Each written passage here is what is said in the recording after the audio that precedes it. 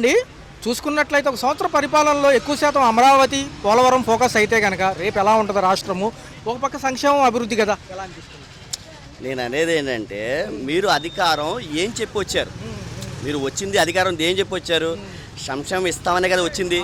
ఓట్లు ప్రజలు కూడా వేసింది దేనికి వేశారు? మీకు నేను దానికోసం వేసింది. ఇప్పుడు మొన్న కరోనాతో చితికిపోయింది ఎవరో? పేదోళ్ళు, మధ్యతరగతోళ్ళు. మొన్న వరదలు వచ్చి చితికిపోయింది ఎవరో? వీళ్ళిద్దరే. మీరు బాగు చేయాల్సింది, ఒక సీఎంగా చేయాల్సింది పేదల్ని. మీరు విద్య, వైద్యం కావాల్సింది. మాకు కావాల్సింది ఏంటి సార్? విద్య, వైద్యం. అది ఎక్కడ కనబడుతుంది సార్? ఈ సంవత్సరం కాలంలో నేను చూస్తున్నప్పుడు నేను పుట్టి పెరిగింది కేదరస్పేటే. కాంగ్రెస్, టీడీపీ నాకు బాగా తెలుసు. ఏ రోజు కూడా మేము కొట్టుకోలేదు, గొడవలు ఆడుకోలేదు. ఇంత మటుకు మాకు గొడవలని తెలియదు. వాళ్ళ పార్టీ గెలిస్తే మా దగ్గరికి వస్తారు, మా పార్టీ గెలిస్తే వాళ్ళ దగ్గరికి వస్తారు. మేము బామృతలో కలిసి ఉంటాం. మేము అసలు గొడవలేంటి సార్? అసలు ఇదేంటి సార్? అసలు దాడులు ఏంటి సార్? అసలు విపరీతంగా ఇది అసలు పరిపాలన ఎక్కడ ఉంది సార్? అసలు లాండ్ ఆర్డర్ ఎక్కడ ఉంది సార్? అసలు ఈ ప్రశ్నించడానికి తీసుకెళ్ళి కొడతామేంటి సార్ చండాలంగా? అసలు అంటే ఓటేసే హక్కు ఉంది కానీ ప్రశ్నించే హక్కు మాకు లేదా? ఏంటి సార్ ఈ దారుణం? ఏంటి సార్ ఇది మరీ ఘోరంగా? సార్ ఒకటి ఎప్పుడైనా గుర్తుపెట్టుకోండి, టీడీపీ ఏంటంటే ప్రజలకి చెప్పింది చెయ్యకపోతే అది ఎప్పటికైనా నష్టమే. ఆయన చంద్రబాబు గారు ఏమంటున్నారంటే ఏముందిలే ఒకసారి మనం గెలిచేస్తే పోలవరం ఇది అమరావతి కట్టుకుంటే చాలు, మన ఇంకేం అక్కర్లా మనకి అని అనుకున్నాడు. కానీ టీడీపీకి పెద్ద దెబ్బ ఇది, నారా లోకేష్ గారికి పెద్ద దెబ్బ ఇది. ఎందుకంటే ఈ రోజు జగన్మోహన్ రెడ్డి 10 ఏళ్ళు ఉండొచ్చు, కానీ ఏదో ఒక రోజున దానికి లైఫ్ ఉంటుంది. టీడీపీకి మంచి లైఫ్ ఉంటుంది. కానీ ఆ లైఫ్ని చేతులారా చంద్రబాబు గారే చెడగొట్టారు వీళ్ళిద్దరు కలిసి. ఎన్ని హామీలు ఇచ్చారు సార్ వీళ్ళు? ఎన్ని హామీలు ఇచ్చారు? ఒక్కటే నెరవేర్చారు. ఇవాళ ప్రజల్లోకి ఏం ముఖం పెట్టుకొని వస్తారు సార్ వాళ్ళు? ఓటు అడగడానికి ఏం ముఖం వస్తారు? రేపు వైసీపీ వస్తే వాళ్ళని కూర్చోబెట్టి టీలు ఇచ్చి మరి అలా ఆహ్వానిస్తారు. టీడీపీ వాళ్ళు వస్తే కనీసం తలుపు తీసే పరిస్థితి కూడా ఏపీలో లేదు సార్. అంత దారుణంగా ఉంది పరిస్థితి. రేషన్ డోర్ డెలివరీ ఎలా అనిపిస్తుంది? అది తీసేసి డిపోలో ఇస్తున్నారు కదా సార్. అవును సార్, రేషన్ డిపో. అదే సార్ నేను చెప్పేది. ఒకప్పుడు నేను రేషన్ డిపోకి వెళ్ళాలంటే గంట టైం పట్టేది. నేను ఉదయాన్నే 9 నేను జాబ్కి వెళ్ళిపోవాలి సార్. అక్కడికి నేను 8 వెళ్తే ఎంతమంది ఉంటారు, వాళ్ళు తొందరగా రేషన్ ఇవ్వరు, ఆ ఏలు ముద్ర పడలేదంటారు, నానా బాధలు పడేవాళ్ళం. జగన్మోహన్ రెడ్డి గారు పెట్టారు, మంచో చెడు అది కంటిన్యూ చేయడం మీ బాధ్యత. ఎందుకంటే అది మాది, మా ప్రజలకు అందుతుంది. అది ఏదైనా మా ప్రజలకు వస్తుంది కాబట్టి మీరు దాన్ని సాల్వ్ చేస్తే మంచిది. అసలు ఎందుకు తీశారు? ఎవరికి సమాధానం చెప్పట్లా. ఏదైనా జగన్మోహన్ రెడ్డి ప్రెస్ మీట్ పెట్టి దాన్ని క్వశ్చన్ చేసి కరెక్ట్గా అడిగితే దానికి సమాధానం చెప్పట్లా. అసలు వాళ్ళ దగ్గర సమాధానం లేదు. అసలు టీడీపీలో చదువుకున్న వాళ్ళు ఉన్నారా అని నాకు అనిపిస్తుంది వాస్తవంగా. అయితే కేకే సర్వే అని చేసేవాళ్ళు ఆయన కూడా అంటున్నాడు 30% గ్రాఫ్ తగ్గిపోయింది, మీకు వచ్చే 4 ఏళ్ళు ఎంత తగ్గిద్దో మీరే చూసుకున్నా నేను మీడియా ముఖంగా చెప్తున్నాడు సార్. గ్రాఫ్ తగ్గిపోవడం ఏంటి సార్? అసలు వాస్తవంగా అయితే మేము ఈ సంవత్సర కాలంలో 6 నెలల్లో నిర్ణయించుకున్నాం మేము ఓటు వేయకూడదు మళ్ళీ టీడీపీకి అని చెప్పేసి. ఇంకా ఆయన సర్వే చేసేదే ఉంది, సర్వేలు ఏముంది సార్? ఒకరోజు అటు ఇటు గారు మారుతూ ఉంటాయి. అది కాదు కదా మెయిన్. మేము ఓటు వేస్తామా లేదన్నది కావాలి మేము ఎప్పటికప్పుడు సార్. అప్పుడు టీడీపీ గెలిచిందంటే కేవలం ఏంటి? ఆయన చెప్పిన వాగ్దానాలకి నమ్మి మోసపోయారు తప్పనిచ్చి వాళ్ళేదో ఉద్ధరిస్తారని చెప్పి ఎవడో ఓటేయాల సార్. ఇంత చేస్తున్నా కూడా టీడీపీ కనీసం మమ్మల్ని గుర్తించట్లా, పేద ప్రజల్ని గుర్తించట్లా. ఏం సార్ ఇప్పుడు మేము అధికారం ఇచ్చింది దేనికి? మీరు అమరావతి కట్టుకోవడానికా? మేము అధికారం ఇచ్చింది మీరు హెలికాప్టర్ కొనుక్కోవడానికా? దేనికి సార్ మేము అధికారం ఇచ్చింది? మమ్మల్ని ఉద్ధరించడానికి, మమ్మల్ని బాగు చేయడానికి. విద్యా వైద్యం ఎక్కడుంది సార్? అసలు జగన్మోహన్ రెడ్డి ఇచ్చిన విద్యా వైద్యం ఎక్కడుంది? అసలు మాకు కనిపించట్లా, నాకైతే కనిపించట్లా. నేను ఆయన ఇచ్చినప్పుడు స్కూల్ బాగు చేశాడు. మేము ఎంతోమంది మేము చూసాం చదువుకున్న వాళ్ళు సార్. మాలాంటి వాళ్ళు చదువుకుంటేనే సార్ రేపటి రోజున భవిష్యత్తు. అసలు మమ్మల్ని తొక్కేటివేంటి సార్? నాకు అర్థం కాదు. పేద ప్రజలను తొక్కేటివేంటి సార్? అసలు ఇది ఎక్కండి ఆయన సార్ అసలు. నమస్కారం అండి. సంవత్సరం దగ్గర అవుతుంది పరిపాలన ఆంధ్రప్రదేశ్లో. పవన్ కళ్యాణ్ గారితో పాటు చంద్రబాబు నాయుడు వీళ్ళందరూ కలిసి వచ్చారు పైన బీజేపీతో. చెప్పిన పథకాల్లో 2 వస్తున్నాయా? అసలు ఏమైనా ఏ పథకాలు రావట్లా. ఎస్సీ ఎస్టీ వాళ్ళకి మామూలు ఫ్రీ కరెంట్ అన్నాడు, ఆయన జగన్ పెట్టినవి కూడా తీసేశాడు. ఏమీ రావట్లేదు అసలు. గతంలో ఏం చెప్పారంటే మీరు రాగానే అన్ని అమలు చేస్తాము, సూపర్ 6 సక్సెస్ఫుల్ అంటున్నారు.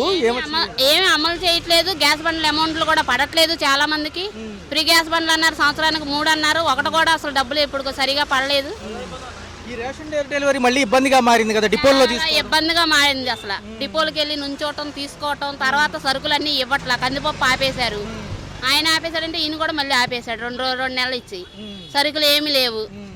అది చూసుకున్నట్లయితే గతంలో రేషన్ కి డోర్ డెలివరీకి వ్యాన్లు వచ్చాయి, అవి వద్దంటున్నారు. మరి అవి ఉంటే బాగుంటుంది, కానీ వాటి మూలంగా ప్రయోజనం ఉన్నా సరే వాళ్ళు కూడా చాలా మంది మధ్య వాళ్ళు అంతా ఇచ్చేసేసి నాశనం చేశారు. దాని మూలంగా తీసారు ఏమో తెలియదు, కానీ సరుకులు అయితే ఏం అందట్లేదు. అసలు ప్రైవేట్ హాస్పిటల్లో ఆరోగ్యశ్రీ లేదు, అస్సలు లేదు సరిగా. అసలు పేదవాళ్ళు ఎక్కడ పట్టించుకుంటున్నారు? ఎవరు పట్టించుకునే వాళ్ళే లేరు. అసలు వైద్యం కూడా అందుబాటులో లేదు. మెయిన్ డ్వాక్రా మహిళలకు న్యాయం చేస్తా అన్నారు, ఏ న్యాయమే చేయలేదు. అసలు డ్వాక్రా రుణమాఫీలు అన్నారు, పావలా వడ్డీలు అన్నారు, ఏమి పడట్లేదు. ఆ లోన్లు అన్నారు, ఈ లోన్లు అన్నారు, ఏమి ఇవ్వట్ల.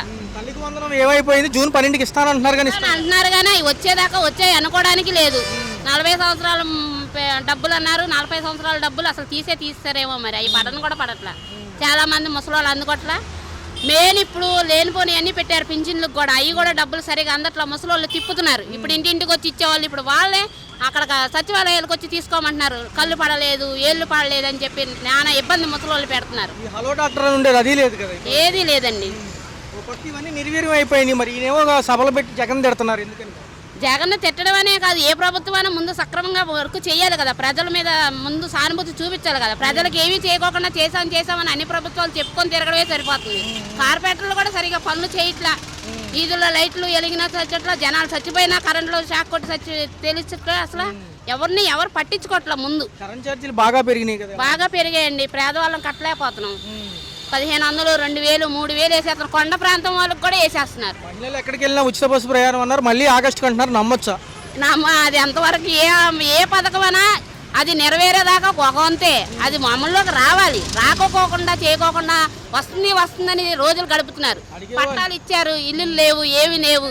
జగన్ ఇచ్చిన పట్టాలకు అసలు అదును లేదు, పదును లేదు. అవి పక్కన పడేశారు. మళ్ళీ కొత్త ఇల్లులు అంటున్నారు, ఆ ఇల్లు అంటున్నారు, ఇంద్రమ్మ ఇల్లు అంటున్నారు. ఏవి లేవు. 35,000 డ్వాక్రా మహిళల చేత డబ్బులు కట్టించుకుని ఇల్లులు ఇస్తామని కట్టించుకున్నారు. అయ్యి ఇల్లు లేవు. చాలా మంది ఇబ్బంది పడుతున్నారు లేని వాళ్ళు. నిజంగా నిబద్ధతగా పథకాలు అమలు చేసింది ఎవరంటారు? ఎవరంటే జగన్ చేశాడు చాలా. అంతవరకు అమ్మఒడని అదని ఇదని చాలా చేశాడు. కానీ ఈయన అమలుపరచట్ల. పవన్ కళ్యాణ్ ఏమైపోయారు అని మాట్లాడారు మహిళలు. పవన్ కళ్యాణ్ చేస్తానంటాడు కానీ సినిమాల్లో తప్పించి రాజకీయాల్లో ఏమీ చేయలేడు. నమస్కారం. చూసుకున్నట్లయితే సంవత్సర పాలన దగ్గరగా ఉంది కూటమి ప్రభుత్వం. అనేక వ్యయప్రాసలు ఊడ్చి ఏదైతే అన్నింటినీ గాడిని పెట్టాననేది చంద్రబాబు నాయుడు గారి ఒక వర్షను. నిజంగా ఎలా ఉంది? పథకాలు దక్కలేదని ప్రజలు ఏమో వెయిట్ చేస్తున్నారు. ఇచ్చే కూడా అరకొరగా ఉన్నాయి అంటారు. ఎలా ఉంది? మనం చూసాం గత ప్రభుత్వం చూసాం. గత ప్రభుత్వంలో 5 సంవత్సరాలు ఏం జరిగిందో ఆంధ్ర ప్రజలందరూ చూసి మరి ఓటింగ్ అనే హక్కు మనకి ఇచ్చారు కాబట్టి ఆ ఓటింగ్ని మనం వినియోగించుకున్నాం. మరి కొత్త అంటే సీనియర్ లీడర్ మనం మళ్ళీ చంద్రబాబు గారిని ఎంచుకోవడం జరిగింది. మరి సంవత్సరం అయింది. మరి సీనియర్ లీడర్ గారు అన్నీ చూస్తున్నారు. గత ప్రభుత్వంలోని లోటుపాట్లన్నీ ఈ ప్రభుత్వంలో జరిగే లోటుపాట్లన్నీ సవరిస్తామని చెప్తున్నారు. చాలా వరకు కొన్ని అయితే జరుగుతున్నాయి. అయితే కొన్ని విఫలం అయ్యారు అని చెప్పి ప్రజల్లో కొంచెం, ఎందుకంటే మన చేతి 5 ఏళ్ళే కరెక్ట్గా ఉండవు అన్నమాట. అలాగే ఏవో లోటుపాట్లు అనేవి చూపిస్తూ ఉంటారు. అన్నీ మంచి జరుగుతాయని ఆశిస్తాం. మనం ఈ 4 సంవత్సరాల్లో అయినా సరే ఇప్పుడు దాకా జరిగింది ఇలాంటి మాటలు రానియకుండా సీనియర్ లీడర్ చంద్రబాబు గారైనా మరి మన పవర్ స్టార్ పవన్ కళ్యాణ్ గారైనా అలాంటి మాటలు కూడా, ఆ చిన్న మాటలు కూడా వినపడనీయకుండా చేస్తారని మనం అందరూ ఆశిస్తున్నాం. పర్టికులర్గా చూసుకుంటే పథకాలు ఎక్కడ చూసుకున్నాం, అప్పుడేమో నవరత్నాలు 9 పథకాలు, ఇప్పుడు 6 పథకాలు. ఫస్ట్లో గ్యాస్ సిలిండర్లు పెన్షన్లో గ్యాస్ సిలిండర్లు అరకొరగానే అమలైంది, చాలామందికి రాలేదు. ఇప్పుడేం తల్లికి వందనం జూన్ 12న సంవత్సర కాలం అవుతుంది కాబట్టి ఆ రోజు అట్టహాసంగా సెలబ్రేషన్స్ చేసుకుని ఇస్తామంటున్నారు.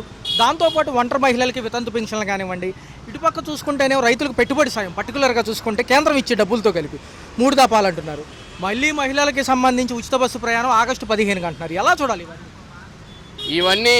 మరి మన గౌరవనీయులైన చంద్రబాబు గారు, మన సీఎం గారు వీటన్నిటినీ ఒకసారి గమనించారు. ఎందుకంటే జనాల్లో ఈరోజు ఏంటంటే నాకు ఆకలేస్తుంది, అన్నం పెట్టండి అన్నప్పుడే పెట్టాలి. మనం తర్వాత కడుపు నిండినాక నేను తర్వాత పెడతాను అంటే జనాలు ఈరోజు చూసే పరిస్థితి లేదు.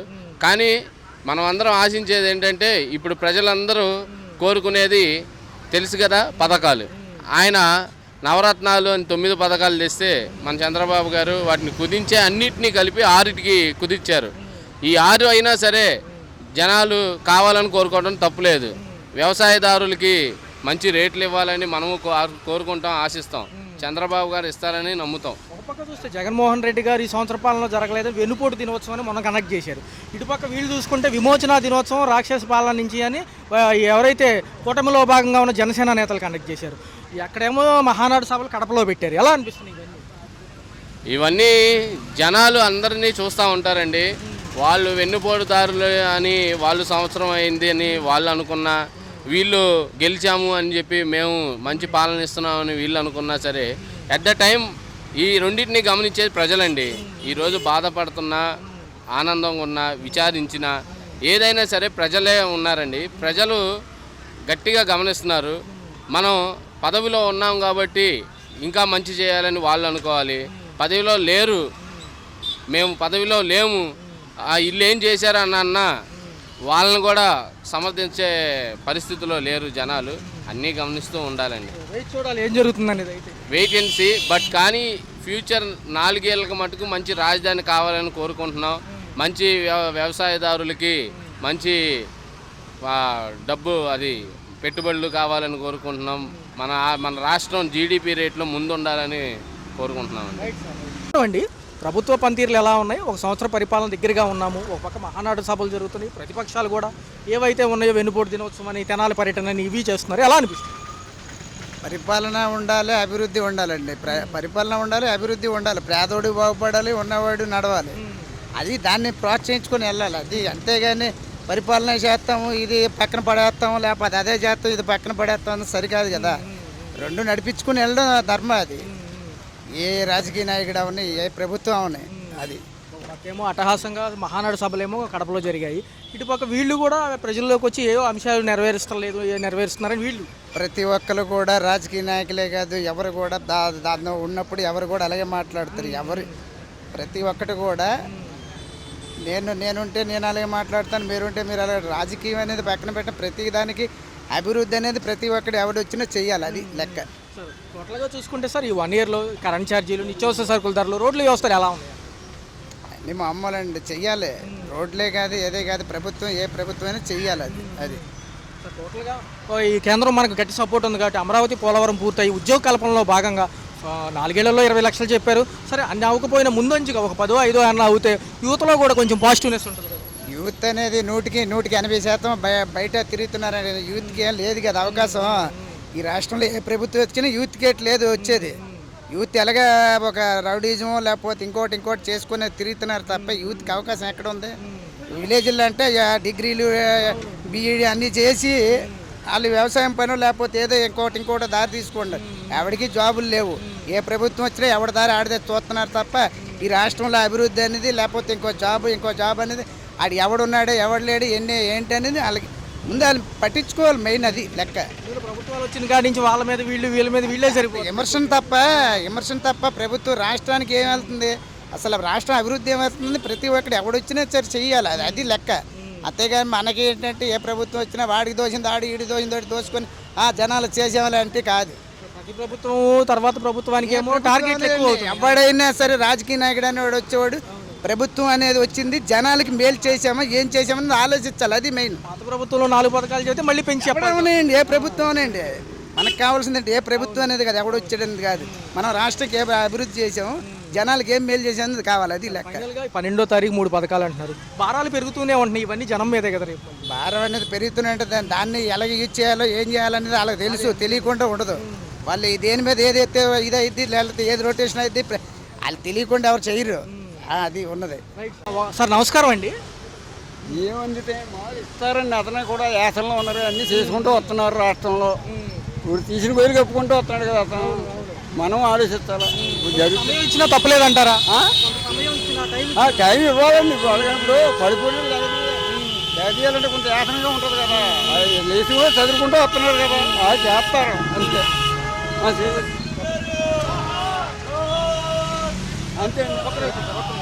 అయితే ఏంటంటే రేపు జూన్ 12కి ఒకేసారి 3 పథకాలు చెప్పారు. తల్లికి వందనం 1, రైతులకు పెట్టుబడి సాయం, ఒంటరి వితంతు మహిళలకు పెన్షన్లు, దాంతోపాటు ఆగస్టు 15 బస్సు ప్రయాణం. అదే పింఛన్ అన్నారు, ఇంకా రాయలేదు. మరి దాని గురించి అందరూ ఎదురు చూస్తున్నారా? అది జరుగుద్దా లేదా? కొత్త రేషన్ కార్డులకి ఏమైనా అప్లై చేసుకున్నారా రానోళ్ళు? లేదు, కొత్త పాతి కొత్త ఇస్తున్నారండి. రానోళ్ళు పెట్టుకున్నారు, అవి అవుతున్నాయి అంతే. పరిపాలన కంటే ముందే కూడా మహానాడు సభలు పెట్టారు, బాగున్నాయో చూసారా? బాగున్నాయి అన్నీ బాగున్నాయి. ఏంటంటే అభివృద్ధికి ముందుకెళ్ళాలంటే కొంచెం సమయం పట్టిద్ది అంటున్నారు. పడుతుంది. పిల్లలకు ఉద్యోగాలు కావాలంటే అమరావతి పోలవరం అవి చేస్తామంటున్నారు. అదే 2027 కల్లా కంప్లీట్ చేసేస్తాం. సరే బాగా జరుగుద్ది నేను కంగారు పడక. హలో తెలుగు రాజ్యం ఛానల్ చూస్తున్నారా? సామాజిక రాజకీయ జీవన చిత్రణే తెలుగు రాజ్యం. అతిశయోక్తులు అసత్యాలు ఉండవు. రాజకీయ కోణం కాదు, ప్రజా కోణమే కొలబద్ద. తెలుగు రాజ్యం వీక్షణ మీ ఉత్తమ అభిరుచికి నిదర్శనం.